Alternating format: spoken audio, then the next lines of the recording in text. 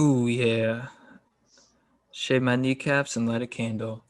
What's up, Stokers of Stoke Nation? This is Chad Kroger coming in with the Going Deep with Chad and JT podcast. Guys, before we begin, I remind you once again that we are brought to you by Manscape. Manscaped, thank you so much for keeping our trims pubed, for looking after our hogs, for making sure that our dongs are looking fresh and clean. Because when you step back out in the world for the holidays, you're going to have on an ugly sweater, but you want people to know that your pubes are not ugly. They're well trimmed. They look like a AstroTurf. They look like, you know, Dodger Stadium during the World Series. That's what you want. So use code GODEEP20 at manscaped.com.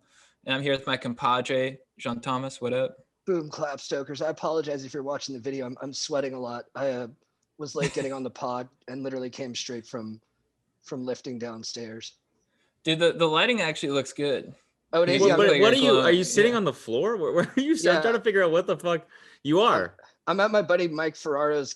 I'm in his guest room at his house. That's where I was working out. And I got off the floor and I was like, bro, I'm late for the pod.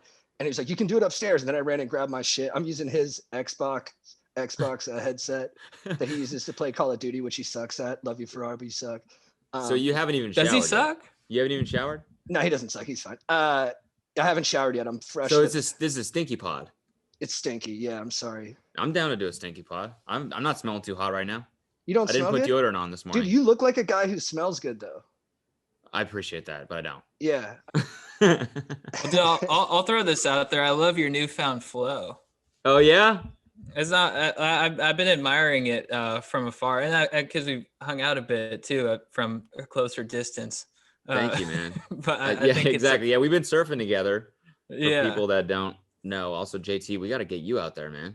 Dude, I'm gonna start surfing. I'm surfing for the first time in years this Saturday, going up to Topanga on a longboard. Oh, not this Saturday. It's gonna be big, right? It's gonna be big.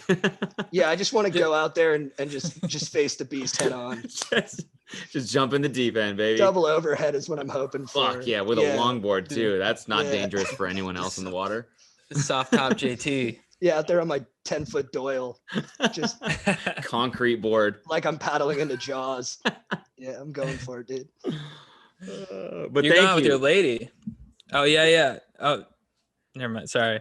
Your No, I flow- was just gonna say thank you for the compliment on the flow. I feel like with headphones on like this, like it looks like a villain, because it's like just suction down to my head. Right. Yeah.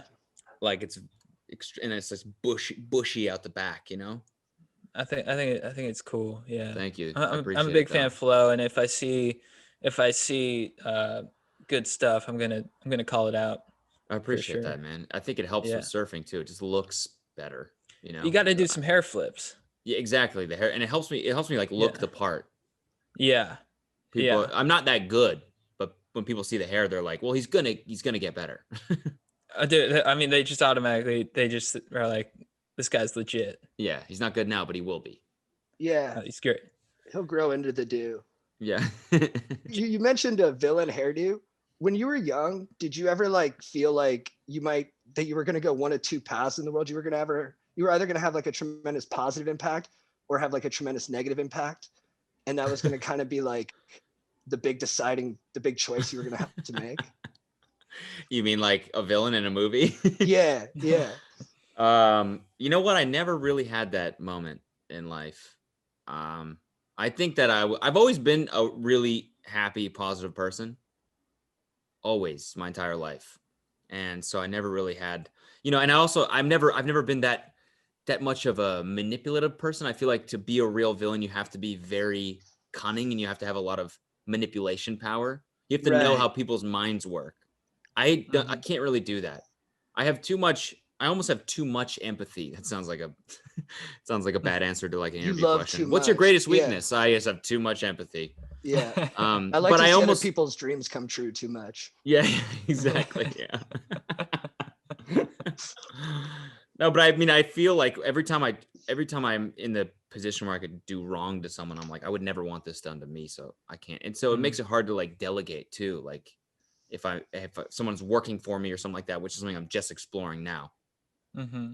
it makes it hard for me to be Right. like, hey, can you do this menial task? Because I wouldn't want to fucking do it. So why would Mhm. I have someone else do it? But then I'm like, I'm paying them, so you know what I'm saying? Do you ever Yeah, have of course. fantasies? Do you ever have fantasies of being more ruthless? Like I know because I've always been a super nice guy and almost too nice. You know, people would tell me that growing up. They'd be like, "Dude, you're too nice," and Yeah. I'm like, I know. And I always had fantasies of just sort of like, you know, just being like a ruthless badass at times. Like, do you have those as well? Yeah, I mean, I feel like I can lay down the law if I need to, you know? Yeah. I'm generally pretty non-confrontational, aka I'm a giant pussy most of the time. Yeah. But when it comes down to it, I can do it with no shame. Like I think I can get Nice. angry, probably. Or maybe this is just the fantasy in my head. I don't know. That's why I remind myself like I'm paying money. It's a job, you know? I don't know. Delegation, I feel like, is a tough thing to It not feel is. like an I asshole hear when you're you. doing it. Yeah, I was an AD on shorts, and we'd run out of like batteries, and I'd be like, I'll go get the batteries. And then finally the director was like, hey, that's like a PA has to do that. You can't be leaving set to do that. And I was like, but I'm a great guy. And he was like, yeah, no one's disputing that. We don't You're need like, you to that's be not a great guy." role though. You're not Yeah, you're not that's not helping me get the shot, Paisan. Yeah, what's JT's role Yeah. here? Oh, he's the good guy on set, so you can just ask him to do whatever. Or like for a compliment, he'll just do that. I'm like, do you Yeah, need a he's a- back massage? Yeah. And then that got to be tricky. Then they were like, no more back massages. And I was like, all right, well, you guys are losing out. We can get sued for that, so stop doing that. Yeah. He's a good guy and he's just waving in the corner. Yeah. Oh, dude, that's a good guy. Giving thumbs up to people. Nice work, by the way. Yeah. I had a question. So this is more of like a general life question. So did you grow up sort of always having an interest in entertainment and like, you know, comedy and all that kind of stuff? Or did it develop later in life? I never had an interest in it at all, honestly. I was like I always liked joking around and just having a good time and making my friends laugh. But then I was always really into technology, always. Like growing up, the new iPhone, the new iPod touches, I would hack them, I would write code, I was really into torrents, and I would like figure out how to, you know, remote access a seed box where I could download crazy files, and like I was always really into that stuff. Never writing code specifically. I wrote some like HTML and stuff like that, but as a kid, that was always what like, you know, wet my beak. Or no, wet my whistle. No, that's not right. You know what I'm saying? Yeah, wet your beak. Tickled my fancy. Wet my beak. Sure. There we go. Yeah, wet your beak is And so was that all self-taught? Like the hacking and all that kind of stuff? Yeah, I mean, I just, you know, you mess around for long enough and you figure it out. And that's cool. So that was always like my passion. But I realized later that I always used to like theme out the stuff that I would do was creative. Like I'd theme out my iPod touches. Yeah, you know, I'd jailbreak them and I'd theme them out so that they look really cool. I had this one that was all purple pimp themed. So it was like it's a big Cadillac. It was purple. That was the background, and all the icons were purple. And I did them all in Photoshop myself, and I was so proud of it. Yeah. And then so like, you know, going into college, I was like, computer science is going to be the thing that I'm going to do, and afterwards I'll go to Silicon Valley and I'll start a tech company and I'll get super rich. And so that was my goal. And you know, you make a goal like that for yourself, and then it becomes your entire mindset and your entire path and your entire passion. So it's just kind of funny how things change. Like when I finally realized, oh, I actually like doing creative stuff a lot more, and I like not having a ton of structure, and I like doing things by my own pace, and I like making an idea come to life. And I started to realize I'm more of a right brain person than I thought. I haven't written a line of code. I haven't updated to the new iOS for the past 4 or 5 iOSs. You know, that used to be the first thing in my mind because I used to write code for iOS. I would upgrade to the new one. I would download the betas just to fuck around with it. I haven't done that in forever. So clearly it wasn't like a real passion of mine, or maybe your passions change. I'm not sure. But later I realized, like probably when I was 23, 24, that like being a creative was more my speed, but I still want to do business and stuff, you know? Like, and your parents worked in software development, right? Or something along those lines. They worked in tech. My dad ran a software company that he sold to Adobe. Oh, eventually. Cool. Yeah, it was like it was clip art. It was fonts though. It was still creative. Yeah. Okay, cool. But I think he would ship out fonts on floppy disks or something like that. I forget what the business was. And then my mom ran a business that was the cards that you get in the mail from dentists that say, "Hey, you gotta go back to the dentist." Yeah, Yeah. yeah. And they're always like, they have like a little cartoon on them. Yeah. So she ran one of the main printers of those, and she would work with cartoonists, like famous cartoonists, to design, like cartoons for those things. Mm. And she would ship them out to dentists, and that was her Oh, company. interesting. Yeah. Oh, that's so cool. Do you think so? Not to get too Freudian on you, but do you think part of the reason you deviated from tech into comedy is because your dad had been successful in tech, and you were like, I kind of want to go my own path? Um, Or am I reading into it too much? I think you're reading into it way too much, dude. And honestly, I'm insulted. No, I mean, maybe. I think the reason why I want to do both, why I want to be creative, and also because it's not that I completely am disinterested in tech anymore. It's just I guess I thought I was more passionate about it than I actually was. Not first priority. But I still want to be involved. Like I'm talking to this one tech company right now, and potentially investing in it. And that's something I'm really stoked about because I still want to be involved in tech. I invested in Cameo as well, like when it was early, because my best friend started that company. And so cool. like I like being involved in it. And it's just like writing code isn't really for me. Right. So do you pay more attention to like business personalities and stuff than you do to like comedy ones? Like, are you more likely to listen to like a Peter Thiel like podcast than like a I don't know who's a famous comedian, Chris Rock? He's famous. My favorite podcast by far is How I Built This, which is all about business. It's like an NPR podcast where the host will talk to the founder of a successful business, and they'll go through all their trials and tribulations from building this company from the ground up. And so that's my favoriteest podcast, my most favoriteest ever. But then my second favorite is probably Bad Friends, which is just a comedy podcast. Is Bobby Lee and Andrew Santino just fucking around for an hour. And so like it's a mix of both. Yeah.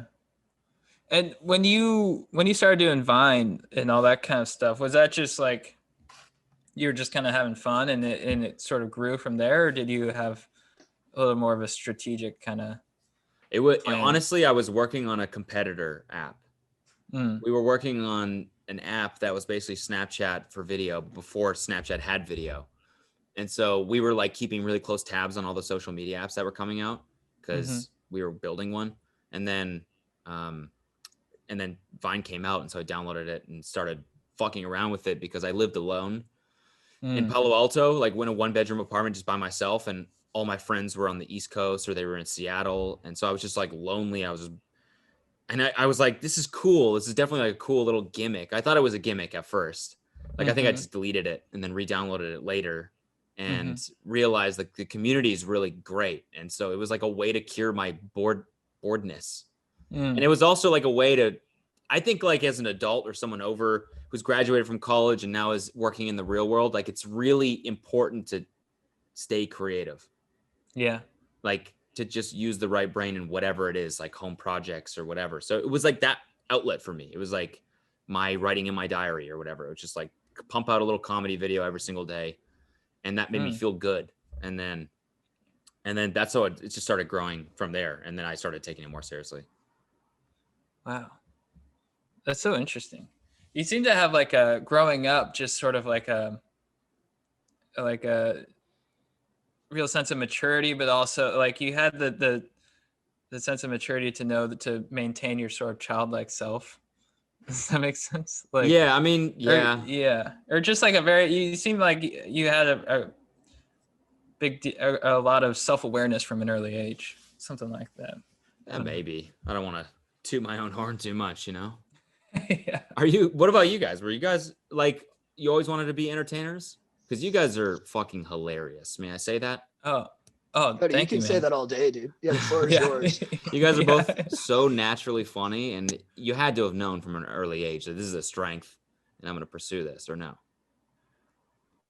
I always had I always had that inner desire. Well, like in middle school, I did like a play, and I did like a comedic play, and like being on stage, like I was always very sort of shy, like I was just pretty super quiet, but getting on stage was like huge for me because when I got on stage, I was like, oh, I sort of feel like myself a little bit. Okay. Which was a weird kind of feeling. And I knew that from an early age, and I always had this desire to like pursue entertainment and stuff. But then I would take acting classes and I would be like, oh, these kids are all kind of dorks. And I just like couldn't go through it. I just honestly, I was like too like self-conscious to think like, to like be like, confident enough to tell my friends like, yeah, I'm doing acting and stuff, like come see my play, you know what I mean? Yeah. So, but it was always in the back of my mind. And like during college, I was like, I'm gonna go work for Billabong, design board shorts, something like that, you know. Or I wanted to be in entertainment too. I was like to my dad, I'm like, yeah, I'm gonna be a producer. You know, Yeah. like I really had any idea what that meant. Nobody knows what that shit means until you actually Yeah. like have, or I don't know. I don't know how to say this without sounding douchey, but unless you're in the industry or like experience, no one knows what the fuck a producer is or does. Right. Yeah, it's like you just vaguely set up deals. You like put people in contact with each other. You're like, yeah, and exactly. When you ask people, but that's even vague. Like I don't know. I don't. You know, if I wasn't involved, I wouldn't know what the fuck that meant either. Yeah, they're just the money, or they're putting people together. It's like how hard could that be? You mean they make one phone call, they make $50 million? Yeah, dude. Yeah. I pictured myself in like a white button down in like a corner office, just be like, yeah, I'm making movies, you know. Yeah, it's producing. Yeah, just producing. But then like towards the end of my junior year of college, I was telling my dad I wanted to be like a producer, and he's like, you should go into the talent side. Like I think that's what you want to do. And it was just that simple conversation, just like flipped the switch on in my mind. I'm like, I think just getting his approval, honestly. Yeah. And I was like, oh yeah, we'll do that. And I just like went fully into it from there. Nice. And that's sort of how it went down. do you mind me asking, when did you lose your virginity? Again, I mind. Come on. No, I lost it at 17. Dude, no, Oh, nice. solid. Yeah. No. It was great. My uncle invited me over and it was just gonna Just a powwow. Yeah. Yeah, no, it was my high school girlfriend and I. 17 is at my house and in my room. And my parents were like probably 20 feet away in their room. And so, oh no, actually they weren't home. But anyways, yeah, it's boring. Nice. Were you popular? What? Were you like a popular dude? It's kind of hard to say because like the school that I went to a big, not big, but I went to like a big for Calgary, a big-ish public school from when I was in 9th grade and 10th grade. And then I moved schools to a sports school so that I could have more time for diving. And it was basically a school that was designed for like alpine skiers and Olympic level athletes that were like would spend all the entire winter in Europe, and they would have to do online high school pretty much. So that school was like 150 people total between 9th, 10th, 11th, and 12th grade. So there's like nobody in the school. So it was like hard to be. I mean, everyone was popular and everyone was not popular. Right. Do you have? We all had our little cliques who were like in the Olympics? Yeah. Whoa. Yeah, I went to college. I was on the college, like I went to Duke for diving, and the 2 people on my team were like medaled at the Olympics. Wow. Did you want to go to the Olympics? Yeah, I mean, it was I wasn't like naturally talented enough at diving for that ever to be like a realistic thing, but it was always a pipe dream. Like I would use that in my head to like motivate me to train really hard, but at the end of the day, I was like, my shoulders weren't flexible enough. I wasn't skinny enough. Like diving, you know, is half technique and half just grace. And like, I was always kind of like a brute force diver. What was your best dive? My best dive was probably full out, which is front 2.5 full twist. And then my best hardest dive was front 2.5 double twist. So that's 2.5 2.5 somersaults with a 720. Holy Oh, shit, shit. dude. That's crazy. Would you No. be dizzy afterwards? No. What are divers like? What's their psychology like? Are they weird? Like you know how wrestlers are weird? I would say divers generally are pretty cool. Nice. There's a lot of like shittiness to diving, like waking up at 6 or 5:30 or whatever, and then having to go do your hardest dives in a fucking freezing cold pool in North Carolina where it's like minus whatever outside in the winter. Yeah. And so we're spinning and twisting at 6:30 in the morning, freezing our asses off. It's like you kind of have to like have like it's like it's good for callousing your mind. So I feel like we're all pretty well-rounded people. I mean, that feels like I'm bragging, but that's all the divers I've known are pretty like chill. Did you have to do the same kind of like conditioning as the swimmers? No. No. Their shit was, I mean, they had it way worse. Yeah. Swimming is brutal, man. I swam in high school. It was terrible. Yeah. Like My coach, that calluses your mind for sure. Cause you just bored. yeah. And it's hard. Yeah. And you're just doing boring, hard shit. At least diving's fun. Like when you hit a really great dive, you're like, fuck yeah. But like, yeah. swimming, it's like, what are you, really good lap?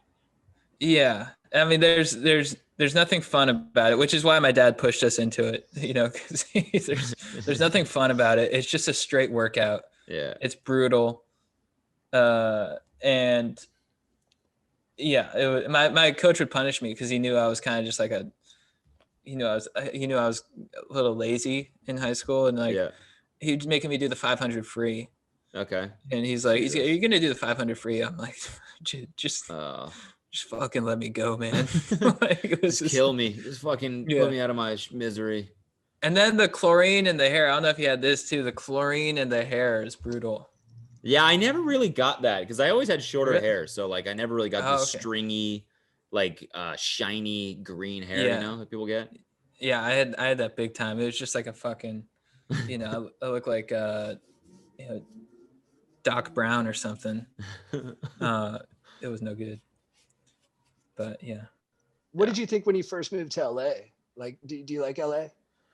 Yeah, when I first moved to LA, I was like, I feel like, because I had a little bit of a following, and so, it was like I was 24, and so it was like, it was obviously the best thing ever, It's like coming from Canada, I used to watch Entourage, and that's what I felt like. Arriving in LA, there's that little bit of like vanity that's just like, I'm feeling like hot on myself because I got this little following on Vine, and I'm like, the world's my oyster right now. I can go to whatever party.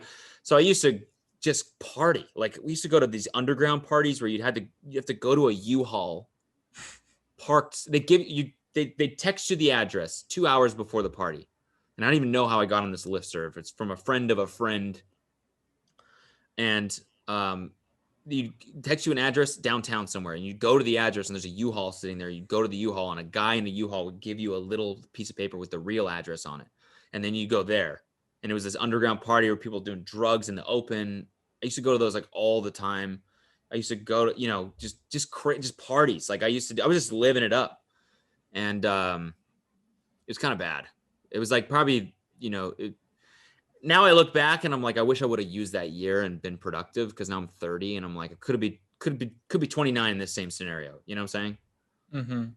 Do you ever go to those parties where I went to a few warehouse parties where like you get into like a one of those storage elevators, and they'd like lock you in there with this dude. And I was like, dude, I could very easily just be getting murdered right now. Do you ever like go to what did you do? I went to a warehouse party, a rave. My buddy was really into deep house music, so he took me to this rave, and like they're like, yeah, it's just in this warehouse. You just have to go on this elevator. So we go on this elevator, and it's like a big storage elevator, and there's just this dude standing in there, and he looks like straight out of Hostel or something. So yeah, we just walk in this elevator, and the door shuts, and I'm like, oh fuck, dude. Like I was like, oh, I literally just stepped into Hostel. Yeah. Just to like he's like, hello, just so Chad. So I could do Molly downtown. And we heard it turned out to be Molly. Yeah. He's like, yeah, dude. I just saw Molly and like tied to a chair. I'm like, nah, dude, this is not what I wanted. And he just keeps getting you high. Yeah. So you're completely depleted of serotonin. Yeah. He's like, this is what they do for torture in LA.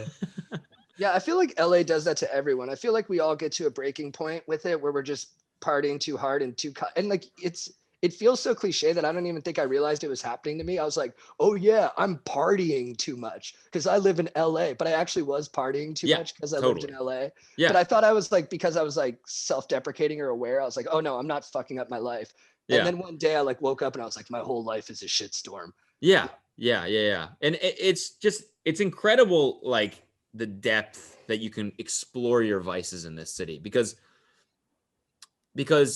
I mean, you have everything you could ever want here. Plus Vegas is, a half an hour flight away. So we would go to Vegas like once every 2 months, which is even worse, and then we're partying all the time. And I spent a year when we first moved here where I bought a surfboard. I bought, a nice board, brand new board with the intention of like really putting my head down and learning how to surf. I didn't use it for like an entire year because we were always too hungover to go surfing.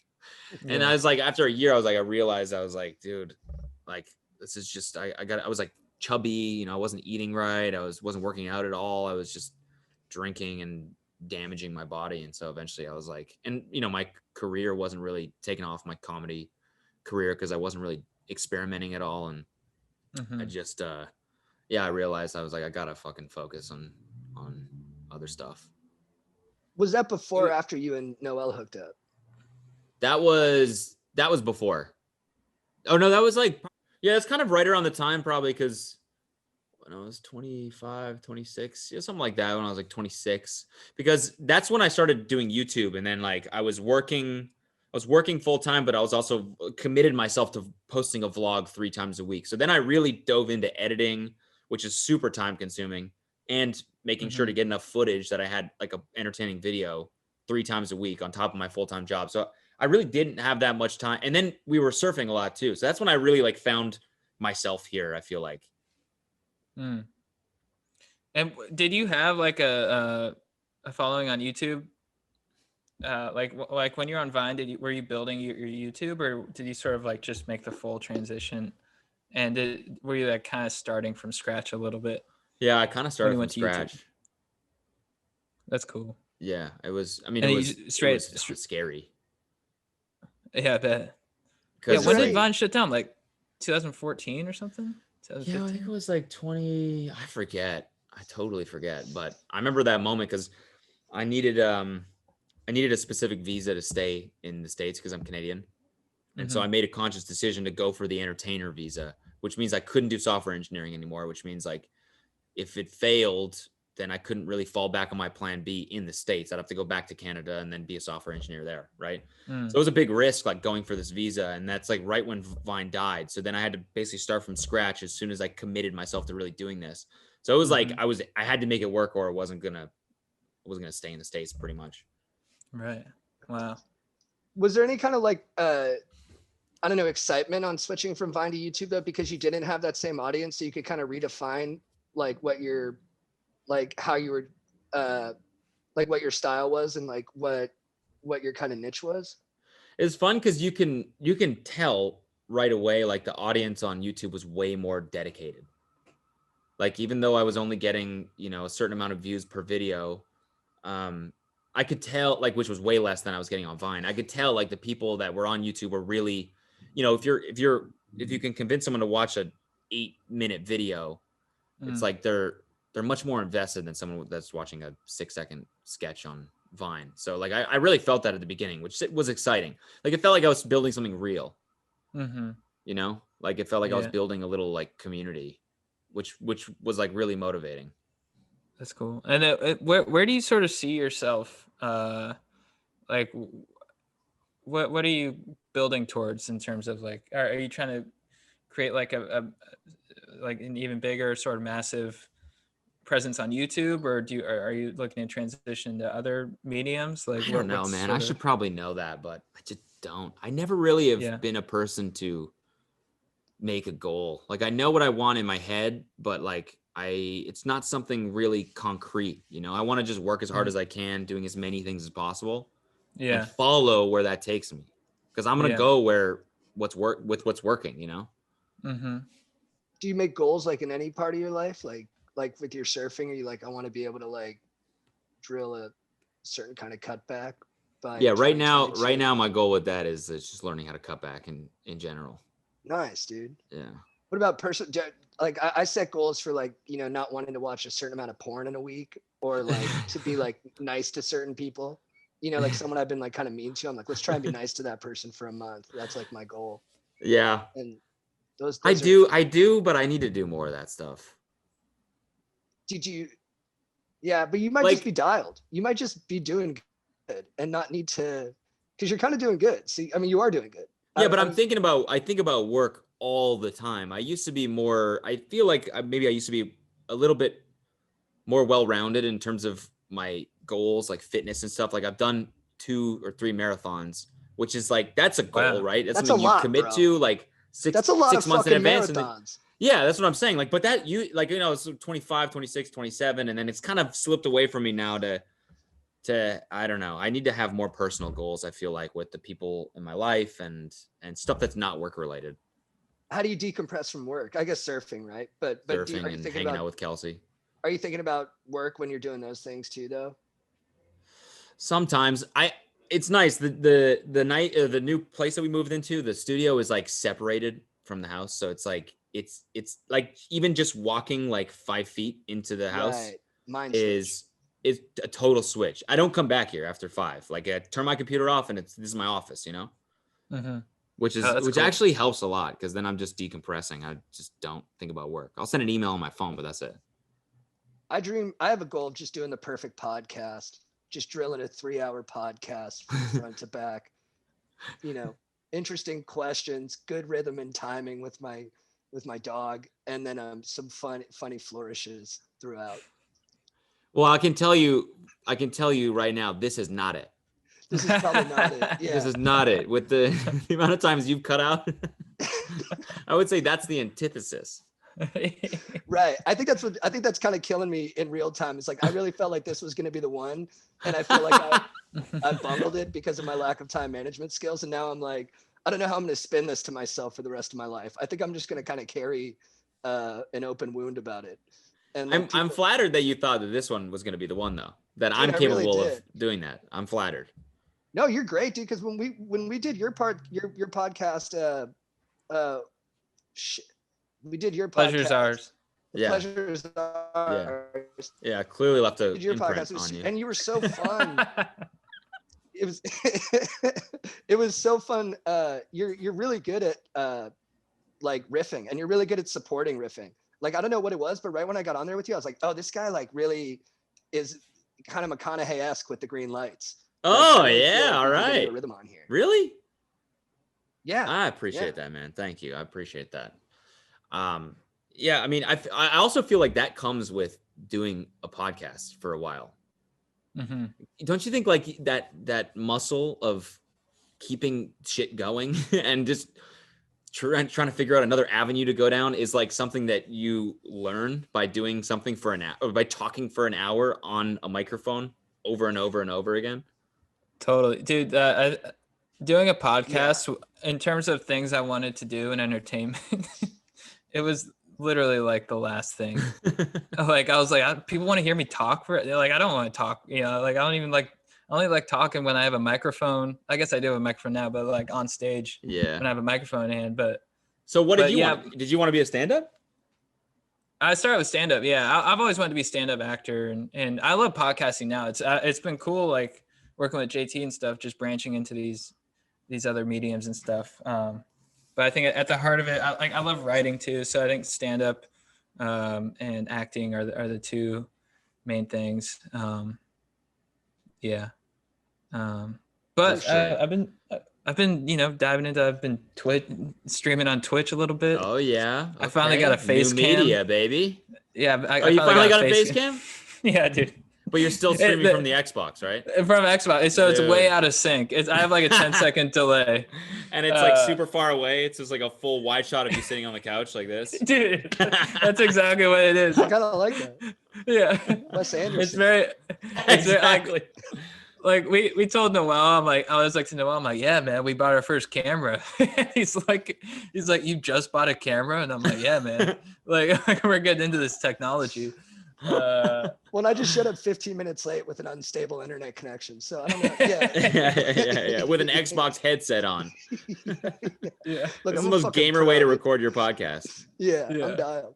You know what I don't like about podcasts is that you can't have lulls in the conversation. Is that like it's a pressure I put on myself that it has to keep going, but I don't know. I kind of feel like I miss the organic just lulls of 10 minutes of silence. But maybe we could do that on the podcast. It just feels like that wouldn't be right on some level. Yeah, or maybe we like could I do wasn't it. We doing could my do a job. dedicated show where that's just the main bit, and it's called, it's called lull, or it's called, uncomfortable or something like that, where we It's just have called really like getting awkward to know each conversations. other.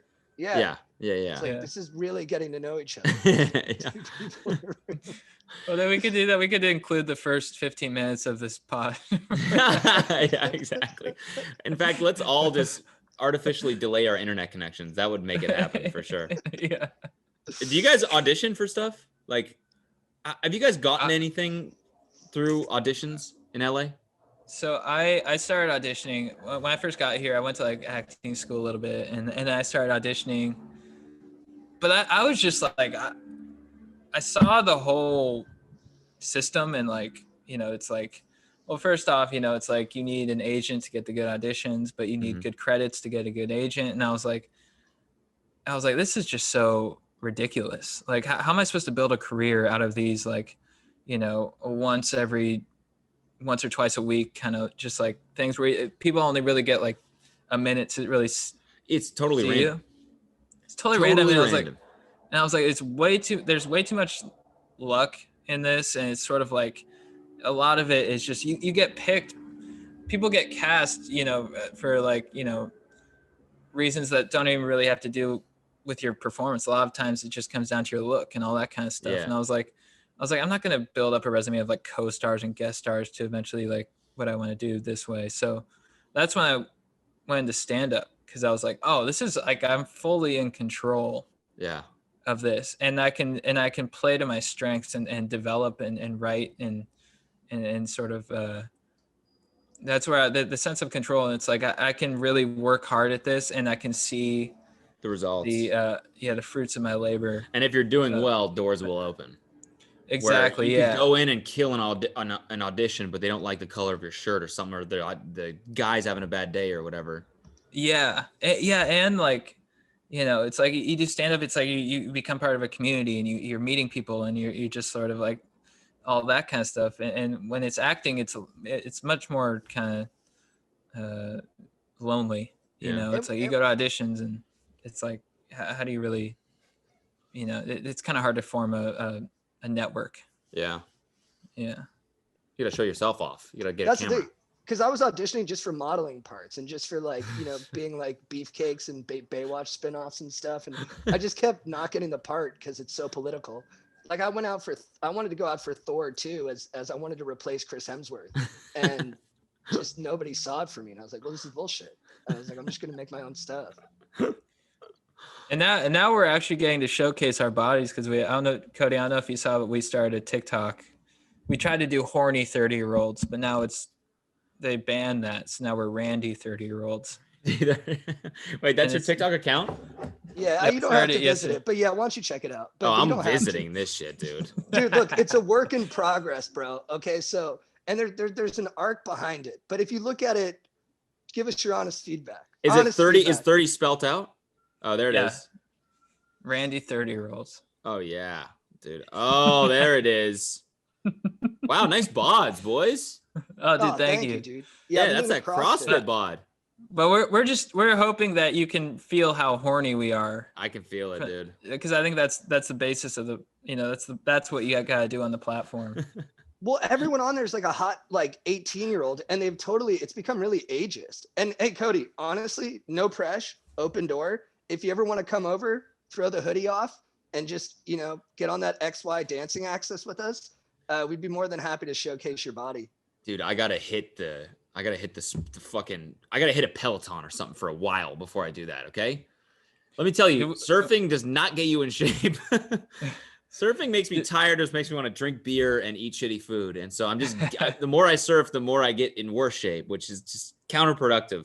So I got to fucking hit the, what was it called? The sprinter bike or the fucking hell bike? Assault bike. Yeah. It's in the fucking name, dude. Assault bike. Assault yourself. Right. Yeah. You get physically assaulted every time you ride that thing. So I got to do that before I take off my shirt, because I'm looking pretty soft at this moment in time. I got the first part I ever, the first like semi-real part. Is that me? That was me. It's my groceries. Oh, gotcha. Yeah. Do you want to go get them?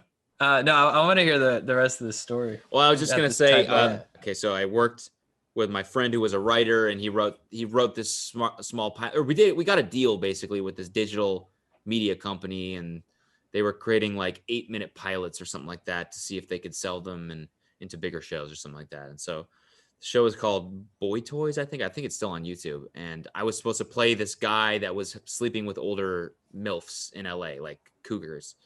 Like, there's an Ashton Kutcher movie about the same thing, basically. Oh, but spread. like a month and a half before the shoot or something like that, I was supposed to be in shape because we had a sex scene in the thing. So I was supposed to be jacked, like it's supposed to be believable that I could get like a hotter, older, rich woman in LA. So for like a month and a half or 2 months, I just hunkered down and just worked out as much as I could and ate salad and chicken every day. That's all I ate. Nice. And I got in the best shape of my entire life. And then we shot the pilot and I just let it all go in 2 months. Just donuts and yeah, it was bad. But that's when I had the tightest rig. I'd like to see, I envision you in like Death Race doing pull-ups, that scene with Jason Statham. Yeah, that was what I was doing. Nice. Yeah. That's awesome.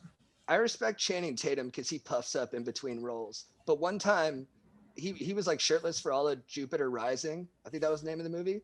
And he must not have given himself a big enough runway because he was still bloated in it. And he was shirtless the whole time. And I was like, I mean, he never made that mistake in the Magic Mikes. He always came in like, single digit body fat. But Jupiter Rising, I don't know what happened. Maybe they had like just like the nicest crafty setup. But he was just like, I couldn't watch the movie. I was like, damn, dog, you had one job, Channing. All you had to do was come in tight. But he was kind of like a hybrid human animal thing. So maybe that was Jupiter Ascending. Thanks. Aaron just messaged me the correct title. Jupiter Ascending. Dude, I was just on Channing's Instagram for some reason. He's a great guy. I don't know him at all, but he's jacked again. Let me just say that. Oh, because he's single. He really? Yeah, he's back. Oh, because he's single. Yeah, that's probably why. He lawyered up. He hit the gym. He's back out there. Yeah, my man. He's one of the most incredible athletes I've ever seen. Like his dance moves in the Magic Mikes, the way he can like literally like propel himself is I don't know. It's pretty special. Yeah, people don't realize that stripping is a sport. For sure. It's a fucking sport. That's a good movie. A freshman who gets on the varsity stripping team and all the guys don't like him because he's such a prodigy. Oh yeah. That's a great movie. Yeah. They're like, I was captain of the stripping team. Hey, this is my team this year. I'm the lead stripper. He's just in there. I have the biggest dong. I got the biggest dick. I got the best hip swivels. You know your place, bro. Kid from the wrong side of the tracks. Yeah. Now on the right side of the pole. Dude, do you want to answer some listeners' questions with us? Sure. This is what up. So I wanted to ask the masters of cinema and emotions themselves. My girlfriend might be the jolliest person I've ever met. She loves baking cookies and listening to Christmas music from October to a little bit after New Year's. I respect her stoke, but it has its limits. I get stoked on other things, Christmas not included. I can do it for so long, but after a few hours a day, it starts to be really undank to me. Am I the schmoll, or is it within my limits to say enough is enough and start to focus on my own stoke? Can you recommend any Christmas movies that would raise my stoke? The Dog Who Saved Christmas gave me some stoke, but undoubtedly didn't fill the tank. Y'all stay jacked in bronze. Love the pod. Con Dog. Damn, dude. Con Dog. That's a great question. Here's the thing, man. I feel like in a relationship, you each have to find your own individual stokes and be true to those stokes, but also support each other's stokes. But that doesn't necessarily mean you have to be always stoking for what the other one is stoking for, but you got to be there and make sure that they're able to stoke as much as they possibly can. You know what I'm saying? Mm-hmm. Does that make I sense? love that. Totally. That just fired me up. Yeah. Was it Christmas movies or music? She plays music from October to January. Christmas Oh, music? okay. Yeah, Oh, man, that would be tough for me. I mean, bro. listen, Yeah. that's what I'm saying. Like, well, okay. I just said you got to support their stoke, but fucking hell, if I'm listening to like Mariah Carey for 4 months, oh my God, I would kill myself. So, I mean, yeah, I would, I mean, this is a tough one. I feel like, you know, if in the car, I feel like it's sort of the same thing with food. It's like you pick one night, she picks another night, you know, it's like, this is my car ride today. We're listening to my music. That's kind of what Kelsey and I do, actually. It's like, if I'm driving and we're going a long way, then it'll be my music. And then on the way back, it'll be hers, you know? Totally. Yeah, dude, I sort of feel like, because that is a long time, but I think the more you resist it, the more irritating it's going to get. You know, the resistance is just going to keep growing. Yeah. And eventually you won't be able to be horny. Sorry, I'm just thinking about horny 30-year-olds. You're thinking about us. Yeah, I'm thinking about it. I'm thinking about stripping right now. So I think maybe try just diving into it, you know, all the way. Like get some Christmas sweaters, Okay. make some eggnog, make some Yeah. hot chocolate. You put might find some schnapps in there. stoke in it for yourself. Yeah. Do I Yeah, not? find your stoke and her stoke. Mm-hmm. Or you just annoy her so much with your Christmas stuff that she completely is just like, all right, I'm out. But yeah, I think, yeah. Chad, I totally agree. Do I not destroy my enemy by making him my friend? You know, that's what Abraham Lincoln was saying about the South. But I think in these terms, like just dress up as Santa Claus, bake some gingerbread cookies, be so stoked on the music. And Yeah. there's this good short in Paris Je t'aime where this guy's gonna break up with his wife, but then he finds out she's dying of a terminal illness. And then so he stays with her and he starts doing all the stuff that she loves that he always hated. And the line at the end is, by pretending to be a man in love, he became a man in love. And I think by pretending to be a man who loves Christmas, you could end up loving Christmas. But Whoa. that probably wouldn't work for me. Deep. It wouldn't work for me. I'd blow my fucking brains out if I had to decide. I literally just fucking whatever's available. That being said, do what I say, not as I do. All right, I would Yeah, blow my fucking brains out if that was my I reality. can't handle Christmas music. I hate that fucking shit. I think it's all horrible except for Hark How the Bells and maybe All I Want for Christmas Is You. But I agree with Cody. It's got like a shelf life of like 2 listens on it. I don't know, man. I think that's good advice. I think don't kill her with kindness, kill her with Christmas. Yes. Yeah. Really fucking go as hard as you can until she's like, relax. Like, I'm sick of this fucking Mariah Carey song now. And then both of you guys, you know, can switch to listening to dubstep or something cool, you know? And you got to do Christmas Vacation for sure. I didn't like Christmas What were you Vacation. saying about dressing up like Santa Claus? Yeah. I don't like it either. It's not good. I know it's a classic, Dude, but I so watched the far first 10 minutes of it and I was like, this is god awful. Which movie? Christmas Vacation. You don't like it? No. Oh, dude. Is it really that much of a It classic? stresses me out. It stresses me out big time. It's there's so much tension. I gotta make sure I'm thinking about the right movie. Hold on. When Randy Quaid is like, shitter's Here's my thing. full. Yeah, this is. Oh, wait. Oh, yeah. This is the one. I gotta. That is Maybe funny. I gotta give this more of a Shitter's chance. Full is really funny. Shitter's Yeah. full. And then Elaine from Seinfeld is like, Julia Louis-Dreyfus is like, well, why is the floor all wet, Todd? And he's like, I don't know, Margot. I mean, that's probably one of the best moments in movies ever. That is good. All right, Yeah, kind of like question. Succession. It's a great show, but I would just never hang out with those people. Oh yeah, Yeah. totally. That's our boy Strider's beef with it. He's like, I just Except- don't like those people. Except for Tom, dude. I want to hang out with Tom. Yeah. I love Tom. He said, dude, Tom, I heard you swallowed your own load. What does he say? His bachelor party. Yeah. He swallows his own load. That's remember so that part? funny. Yeah. Dude, He's such a dork, but he's so sincere. Like, I love him. Yeah. my buddy Andrew nutted in a girl's mouth right before New Year's, and then they separated, and she came out and kissed me at New Year's. Oh! And then my buddy Andrew comes up. He's like, "Did you just make it out with blah blah blah?" I'm like, "Yeah, dude, we kissed." He's like, "I literally just nutted in her mouth." Yes. And like was so pumped up on it, like, because I used to give him a lot of shit. I used to like kind of pick on him a little bit, or like just bust his balls too much. And so he really, a couple years of that came all back on me in one little. What do my kids taste, bro? Exchange. Yeah. What's up? It's like how my children taste, and I was like, it was the best kiss of my life. No, I don't know. It was. But dude, the savagery of that lady pass it from him to me, knowing. She knew, man. She just wanted to pass the stoke. Yeah, she did. She's cool. You swallowed his load. Holy fuck, man. I kissed it a little. All right, last question. Sorry about the length, but I need some help, dudes. What up, Stokers? My name is Footy, and I'm seeking some serious advice from my bros. Okay, I've been dating this girl I met in first year for 2 years now, and she is perfect. Beautiful personality, appearance, and is super easygoing and loves me more than you guys like bird scooters. I know what I said. Over the 2 years we've been dating, I've spent some time, 2 different 4-month periods on internships in Vancouver that I absolutely love, which is across the country from where we go to school. We're Canadian. And being a frat guy that I am, I'm not huge in a long distance and kind of want to rage freely with my bros in another city. The long distance sure sucked both times for me, causing a damper on my mood, but I remain loyal. So here's the problem. Starting in January, I'm due for an 8-month work term this time, and it's back in Vancouver. And once the 8-month term is over, I only have 1 more year of school. There's so many numbers here until I graduate. Well, she just got into the best school for pharmacy in Canada and will be there for 4 more years. I do love this girl. He just wants to know if he should stick it out or if he should break up. I love when people include really specific details in these.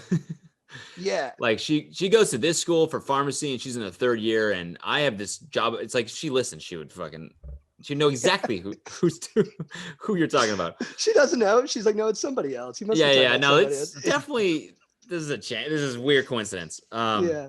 I'm going to say, man, if you're young, don't fucking do long distance. I'm sorry to be brutally honest, but it just sucks. And it never works out, in my opinion. If you're older and you're committed and there's like life, you guys have a life together and all that stuff, then 100%. But if you're young and you're a frat guy and whatever, it sounds like he's already thinking about partying freely with his bros. Just cut it, I concur, dude. Sorry. Yeah, dude, Sorry, it's a man. bummer. Dude, it's good you were loyal to her. That's a nice thing that you'll keep up going forward, setting a good standard for yourself. And but yeah, you can break up knowing that you gave her your best effort and that you'll both be happier because of it. So I'm sorry that things don't work out, but I think Cody's right, dude. I think you gotta experience the world without being worried about her. Yeah. Yep. And dude, Cody, I want you to experience the world, dude. So, good luck to you for the rest of your day and whatnot, dude. Thank you guys, man. I appreciate it. It's an honor to be on this podcast. I love you guys, and I think you're the funniest dudes ever. And oh, thanks, man. Chad, if you want to come to Huntington tomorrow, early morning, let me know. And JT, I'll see you there too, maybe with your giant board. Yeah, I got my 20-foot Doyle. I'm just bringing a big kayak. Hope that's cool. I'll be out there in a full river rafting boat with 2 oars in seated position. Yeah. Dude, Cody, thanks so much for coming on, man. Thanks for having me, dude. It was a blast. I appreciate it. You're a legend and the best. So it was an honor to have you on our pod. I know the Stokers will be very stoked too. So fuck yeah. Shout out to the Stokers, man. Thanks for listening. Hopefully you rocked with it, What's up, dudes? I'm interrupting this podcast to let you know once again that we are brought to you by Manscape. Manscaped, thank you so much for keeping our trims pubed, for looking after our hogs, for making sure that our dongs are looking fresh and clean. Because, dudes, are you looking for the ultimate stocking stuffer this holiday season? Well, look no further, because our sponsors, Manscaped, have the tools to make this year the year that you win stocking stuffer or white elephant competition of the year. I got a little carried away on that, but you guys know what I'm talking about. I'm talking about trimming your pubes, looking good, making sure that your dong looks fresh and clean, like a freaking elephant's trunk, straight out of the San Diego Zoo, with no pubes. That could be you guys. And guess what? There's great news. Manscaped has released their products across Europe, Canada, and Australia. Boom. I mean, this is the best company on earth, guys. And, you know that we've been huge supporters of them for a while now. And you just got to get on board because they just keep coming through in the clutch and being legends. Few of their products, some prime stocking stuffers this season are the Crop Preserver Ball Deodorant.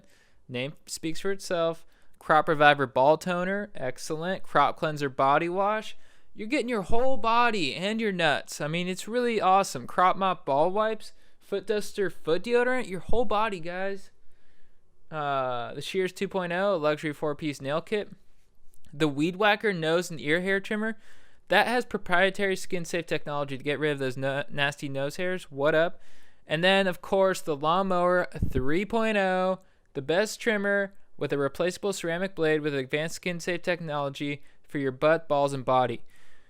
All of these formulations are vegan, cruelty-free, dye-free, sulfate-free, and paraben-free, so you know their products are legit. So get 20% off plus free shipping at manscaped.com with the code GODEEP20.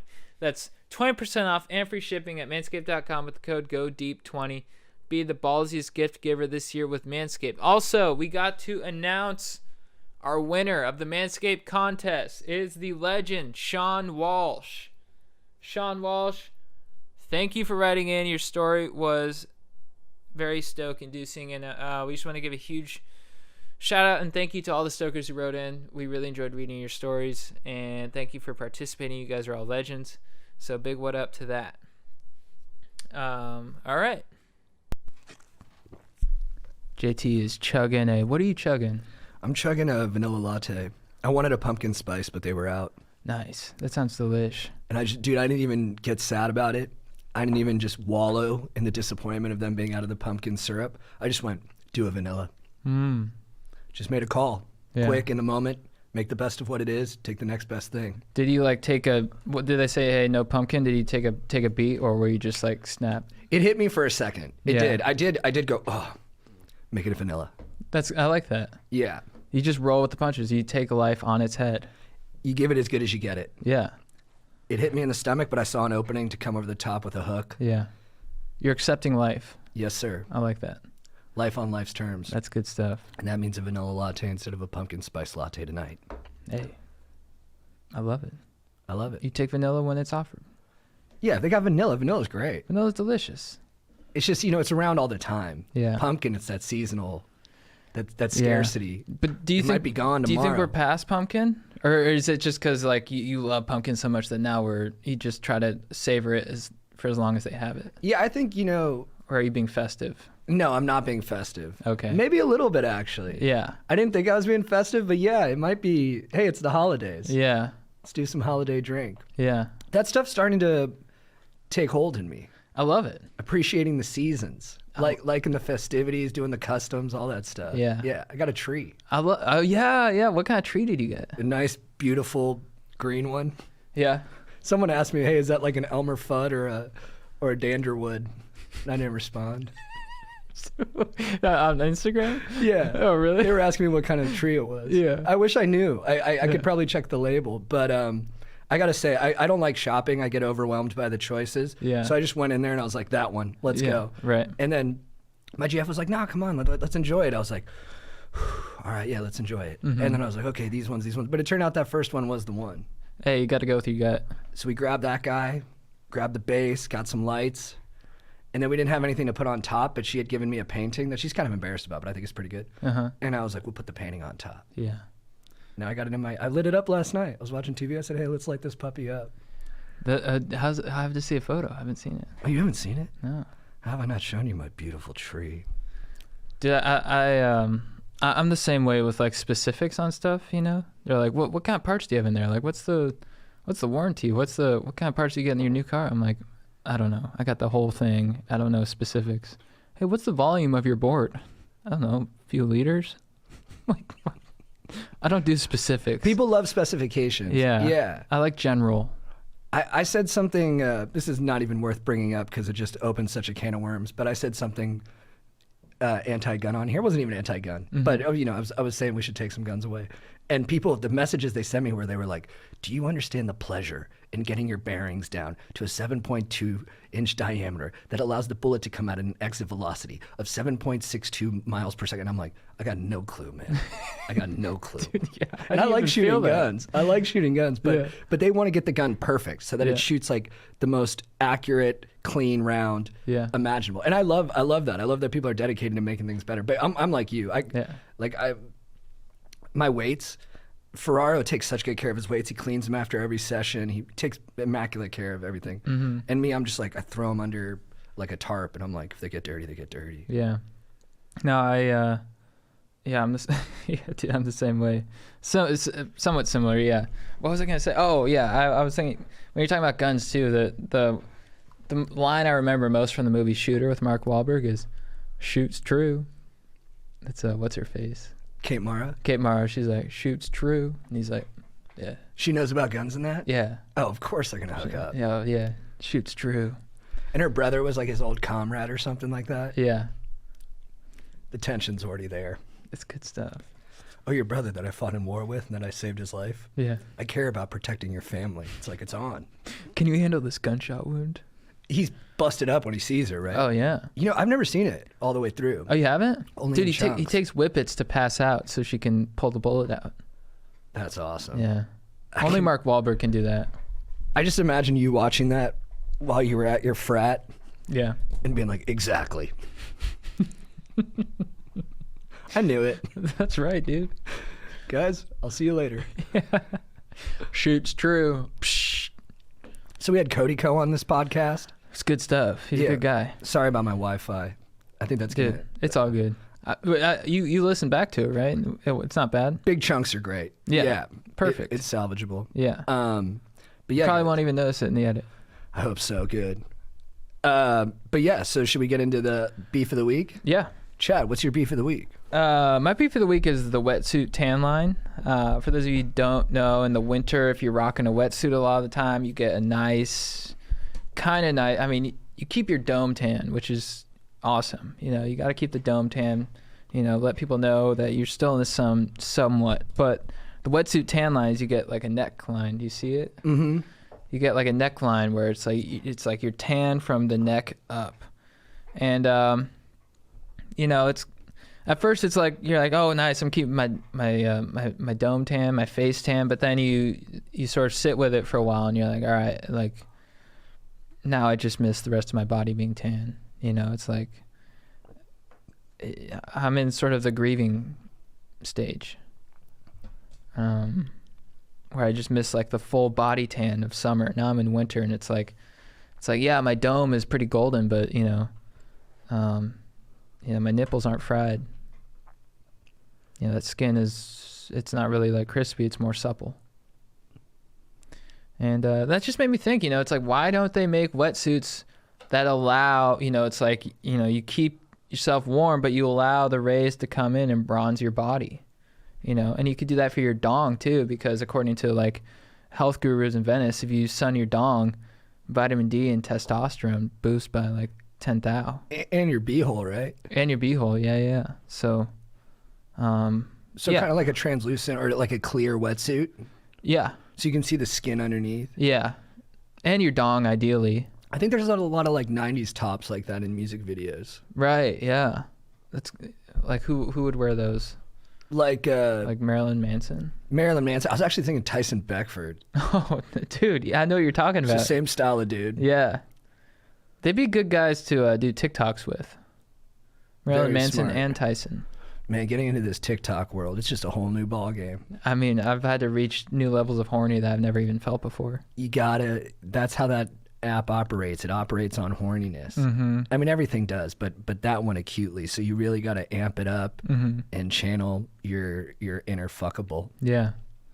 You talk to like the developers and they're like, yeah, dude, I mean, we're all just really horny in this office. You go to those offices, everyone's TikToking all the time. They're all just boogieing around to Meg the Stallion and in little 15-second increments. You're like, are you covering the lower half of your torso? Get that shit out of here. This is TikTok. I don't even know if we're allowed to talk about it, but we had a meeting at TikTok and everyone had crop tops. Yeah.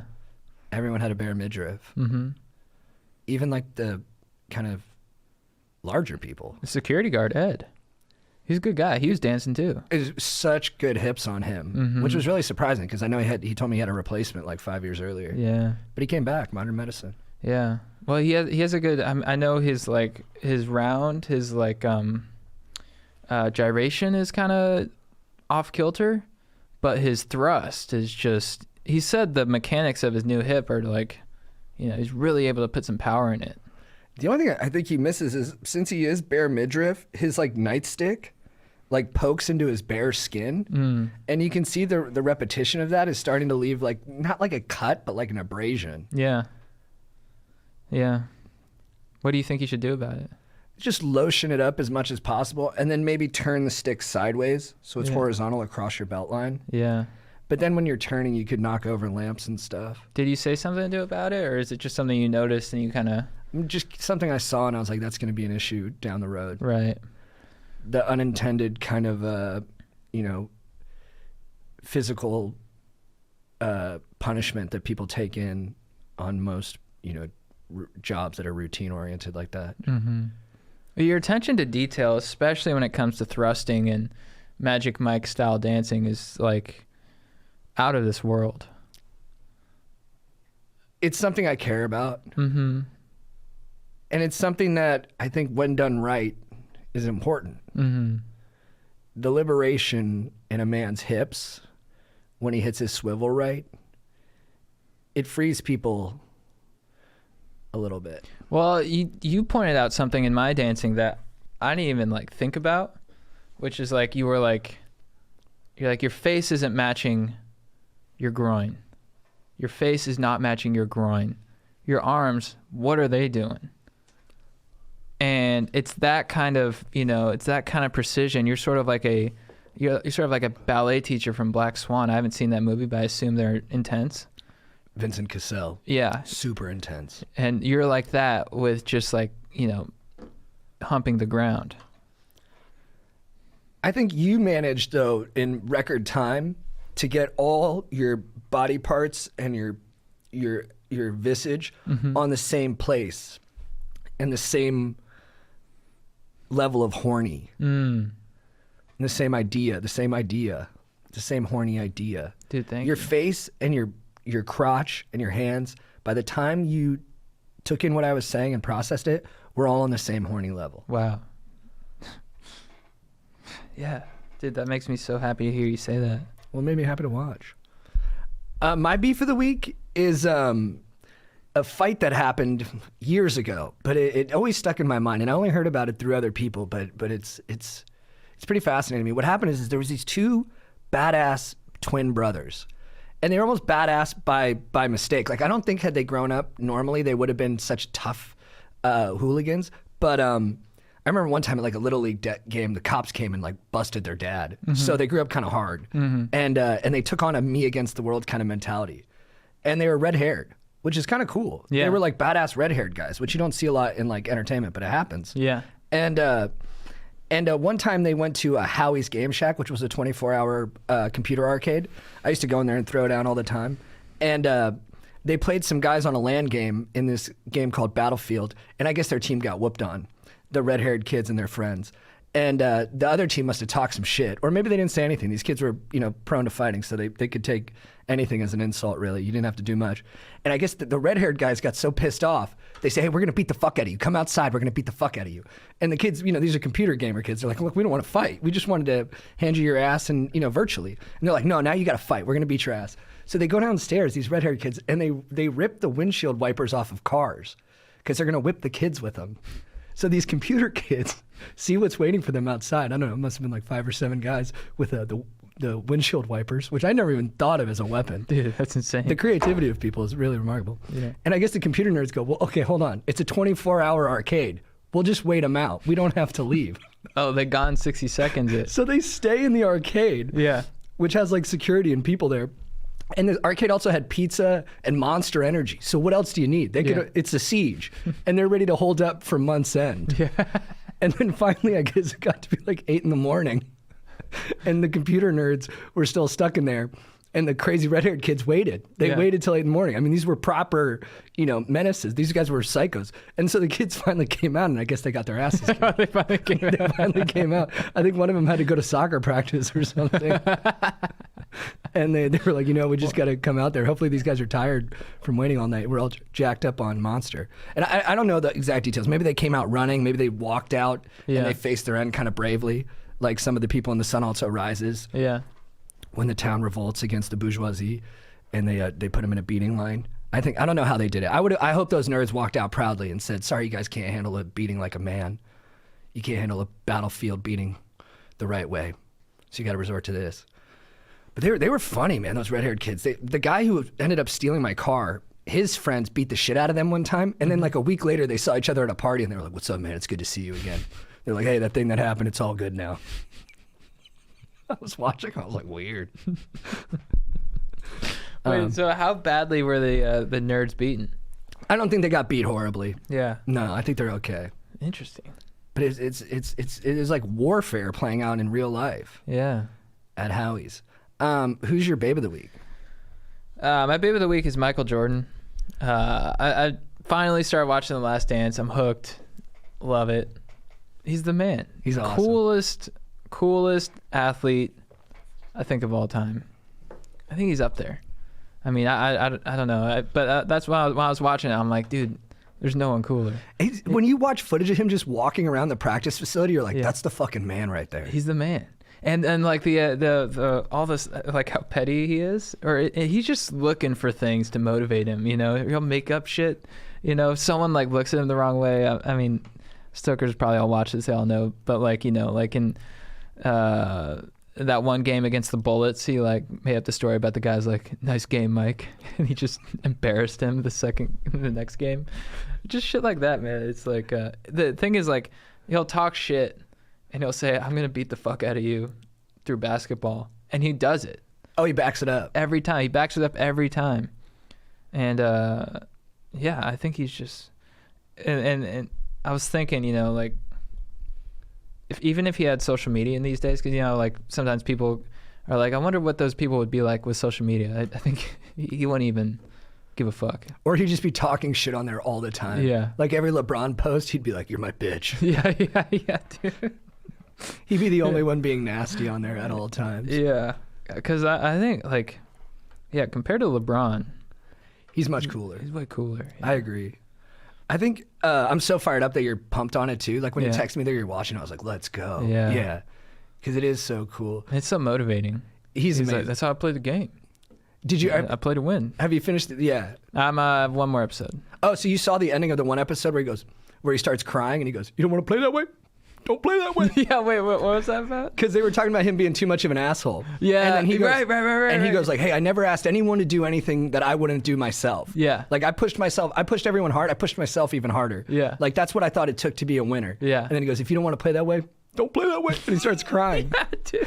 Which is interesting. Like, why is he crying? I think because it means so much to him to play that way. But someone made a good point. I think I always steal stuff that I heard on here, but on the Bill Simmons podcast, someone said he was crying because he thought about all the things he lost living his life that way. Right. Like he thought about all the sacrifices he had to make and the relationships that were made more difficult because he was like, I have to live this way. Yeah. Which is kind of interesting. That's really interesting. Well, what do you think about him? Because looking at him now, he doesn't look as healthy and stuff. Like he's drinking a lot. People say he's a booze hound. Yeah. Is he? Feel bad saying that. Sorry, Mike. Yeah. That's what people say. Do you think he when he was in the NBA he went so hard with so much intensity that afterwards it was sort of like he just like was like, all right, I did it, now I can just like fucking relax, I don't have to think about winning as much anymore? I think he's said himself in interviews that it's been almost impossible to fill the hole that basketball left. Right. Like he was so. I don't think any person has ever been more well suited for their job than he was for that. Uh-huh. It's like that David Epstein thing, like match fit. Like he was the perfect fit for like who he was and what he did. Yeah. And then unfortunately, in athletics that doesn't last long. So right. He's done it like 38. Yeah. And then he's got the rest of his life to be like, what's ever going to be like that again? Right. Yeah. That is interesting because it's like you lose your mission. You gotta find new ones. I think Kobe learned from him, and that's why Kobe tried to be like, you know, he made like the shorts and stuff That's like what I was that. about to say, It went yeah. straight into detail. Because he took like so much from Michael. I think he saw that too and was like, okay, I want to have a Yeah. little more purpose after I'm done. Yeah, he went straight to another mission right after that. Yeah, Michael, there's something kind of sad about it, but it's also beautiful Yeah, because he was just so good. he's so. I mean, he looks good. I love his outfits. He's the man. The backwards like Kangol hat with like the black turtleneck. Yeah. He's so slick. What was another? Yeah, they say that about some surfers, especially big wave surfers. They get adrenal fatigue, and when they've been in so many scary situations like that, they just don't know how to like readjust to life a little bit. Yeah, I've heard that. that makes sense. My babe of the week is, you know what? I'm gonna give it. Oh no, I'm giving it to. This is weird. Jonathan Lipnicki, Oh, nice. the kid from Jerry Maguire. Yeah. So I showed that movie to my GF, and every time Lipnicki was on screen, she just was delighted. And I was like, yeah, this is, and I was like, it made me think about it. I was like, this is the cutest kid in movie history. Weird thing to say, but he is. He's the cutest kid in movie history. He's just like so funny. Every line he says, he's like, you cursed. You said the F word. He's like, don't worry, I won't tell mom. I got to go to bed. Mom's coming. Did you know the human head weighs 8 pounds? You want to adopt him. You get why Jerry wants to be a stepfather. And, you know, just like Michael, how Michael, without basketball isn't the same. Lipnicki was like only in one other movie. Like, Yeah. that's his thing. That's not like Michael at all, but that's his thing. Yeah. He didn't really have much of a career after that, which I kind of like. What's he doing now? I don't know. Remember we tried to get him on the pod, but he said he didn't want to talk about like Jerry Maguire? Oh yeah. How long ago was that? That was like right when we started. Yeah. And I know he went through a phase where he had a six-pack, so I mean, That's right. He got jacked. which is another mission to go on. Yeah. But I think what he realized is after Jerry Maguire, he's like, no one will ever be that good again as I was in that movie. Yeah. No kid will ever be as good as I was. I'll never be that good again. Yeah. And so he retired it. But yeah, oh my God. He did in one movie what Macaulay Culkin tried to do in 3. Totally. He dominated Culkin. Yeah. Who's your legend of the week? My legend of the week is this comic, James Austin Johnson. So funny. He does this Trump impression, and it's probably the best Trump impression out there. And he does these impressions of Trump talking about like Scooby-Doo and like Pokemon stuff. And what I love about it is it's like not even political. It's just a hilarious impression of Trump talking about Scooby-Doo. And it's just so memorable and so funny. Like I can't get his Scooby-Doo one out of my mind. Like I'll just be out there every day. I'm just like driving. I'm like Scooby-Doo, Scooby-Doo, Scooby-Doo. They call him Scooby-Doo. They call show Scooby-Doo. But Scooby doesn't do anything. Scooby. I should probably play his stuff. But Scooby doesn't. Scooby doesn't do anything. It's one of the worst deals we've ever had. Okay, I'll just play some of his stuff. Scooby-Doo. Check him out. His Twitter is shrimpjaj. Can you? Yeah. All right, I think I'm good. All right, his Twitter is shrimpjaj.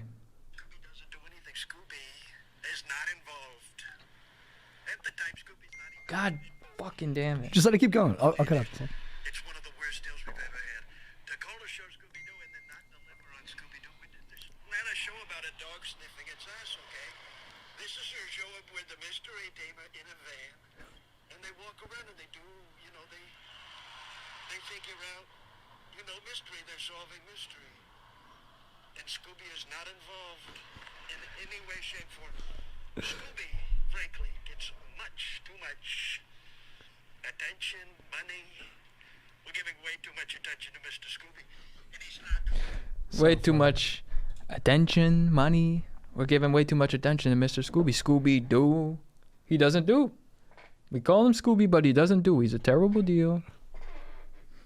All right, yeah. No, it's so good. But you guys check him out. ShrimpJAJ on Twitter. Dude, my legend of the week is the show Kingdom. We had the star of it on here, Frank Grillo. Yeah. And I only watched the pilot to be prepped. Dude, I should have watched the whole thing. He's amazing awesome. in it. He's Yeah. so good. Yeah. Yeah, he's like this real three-dimensional character. Like, he's kind of an asshole, but you really see his whole thought process. Everyone on the show is kind of an asshole, or totally is an asshole, but you care about them. And I don't know, it's just awesome. It fires me up. It's funny. It's sad. And it feels real, but it's still amped up. It's good. Yeah. That's awesome. Brian Belasco, the creator. But yeah, I've been pounding my way through it. And Jonathan Tucker, he does this really kind of showy performance where he's like really over the top and does these big like speaks like in poetry kind of like his character is like kind of pretentious. It's amazing. Yeah. He's so good. Yeah. I gotta check. I think I have the whole season on my iTunes. Really? From when I was prepping for it, yeah. It's on Netflix now. Oh, that's right. So people want a 4th season. I should mention that. Yeah, Really? people are like, let's get a 4th season of it. Do you think they will? I don't think so. Sorry. Yes, I do think they will. That's a better answer. They will get a 4th season. Nick Jonas is in it. I feel like he's so busy. Right, right. I mean, how are you going to get Nick Jonas back? Yeah. Good call. But maybe Nick wants to do it. Is he a big MMA guy? He said he wrote his song Jealous, the one about Olivia Culpo. Uh-huh. I referenced her beef with Danny Amendola a couple weeks ago. He said he wrote that song Jealous about her because at that time he was training MMA a lot for Kingdom. It's a show about MMA fighters. And so he was extra fired up when he wrote it Nice. because he was really in his aggression. Probably not jacking off. No, dude, he was channeling all that chi. Yeah. Chad, what's your quote of the week? My quote of the week comes from my legend of the week. They call him Scooby, but he doesn't do. They call him Scooby, but he doesn't do. It's a terrible deal. That's it. Nice, dude. My quote of the week is from the movie Jerry Maguire. I'm going to go with some Rod Tidwell quotes, though. This is where Jerry says that he doesn't play football with enough heart. He's like, off the field, heart. On the field, you play with your head. And that doesn't inspire people, man. Just play with heart. And then Tidwell gets all pissed off that he challenged him and goes, no heart? I'm all heart, motherfucker. I just think about that all the time. It's the best. It's the best. You don't play with heart. Play with your heart, man.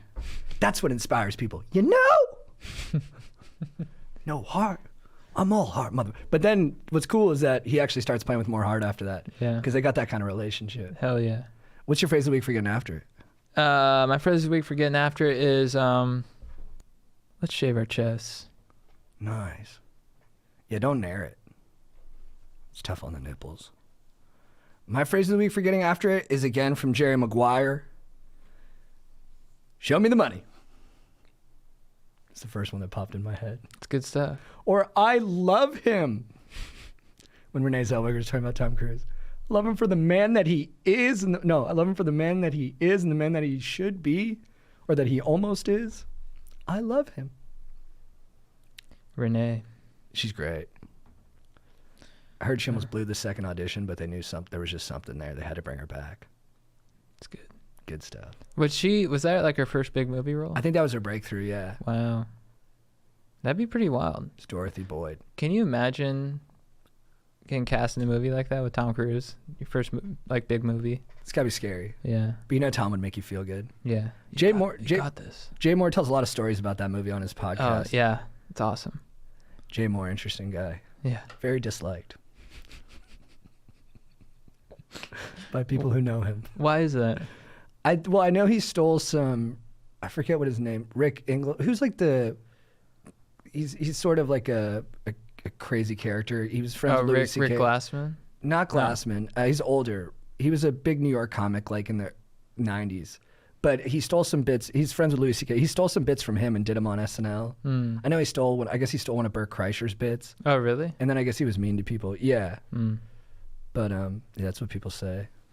But hey, Jay, if you ever want to do the pod, we don't have to talk about any of that.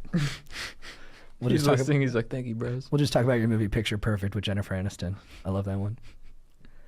All right. I think that's it. We got Strider coming in right now for this episode that will come out before this. Yeah. Thanks for listening, Stokers. Give us a review and check out for Christmas gifts, check out our merch. Could be dank. Get the merch, dudes. Could be dank. You know you're gonna love it. All right, bros. See you later. Bye, guys.